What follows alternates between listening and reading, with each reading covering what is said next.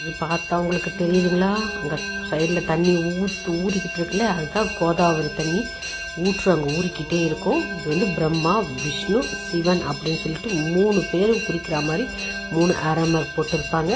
இதுதான் உங்களுக்கு வந்து ஜோதிர்லிங்க தரிசனம், திரம்பகேஸ்வரர் ஜோதிர்லிங்க தரிசனம், நாசிக்கா.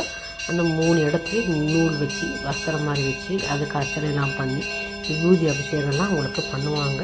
ரொம்ப அருமையாக இருக்கும். நம்ம நேரில் போனால் கூட இவ்வளோ க்ளோஸ்அப்பில் பார்க்கவே முடியாதுங்க. இந்த வீடியோவில் எவ்வளோ அழகாக க்ளோஸ்அப்பில் காட்டுறாங்க பாருங்கள். கீழே அந்த கோதாவரி தண்ணி ஊறிக்கிட்டே இருக்கு பாருங்கள். இதை சுற்றி தான் அபிஷேகம் பண்ணிக்கிட்டே இருப்பாங்க. அந்த தண்ணி ஊற மேலே வர எடுத்து வெளியே ஊற்றிக்கிட்டே இருப்பாங்க. இது வெளியில் நல்லா அலங்காரம் பண்ணிட்டு உள்ளுக்குள்ளேயும் எப்போ பார்த்தாலும் அபிஷேகம் நடந்துக்கிட்டே தான் இருக்கும். காசியில் இருக்கிற மாதிரி காசிக்கு அபிஷேகம் பண்ணுறாங்க, இங்கே அபிஷேகம் பண்ணுற மாதிரி இங்கே வந்து இந்த ஜோதிர்லிங்கத்துக்கு அபிஷேகம் பண்ணிக்கிட்டே இருப்பாங்க. சந்தனம், மஞ்சள், பால் எல்லாம் பண்ணிட்டு தண்ணியை வந்து இறச்சி கடத்து ஊற்றுற மாதிரி ஊற்றிக்கிட்டே இருப்பாங்க. இந்த கோதாவரி தண்ணியை இங்கே பாருங்கள், மேலே டாப்லேருந்து இந்த வியூ காட்டுறது. அலங்காரம்லாம் பண்ணி முடிச்சதுக்கப்புறம் இப்படி இருக்கும்.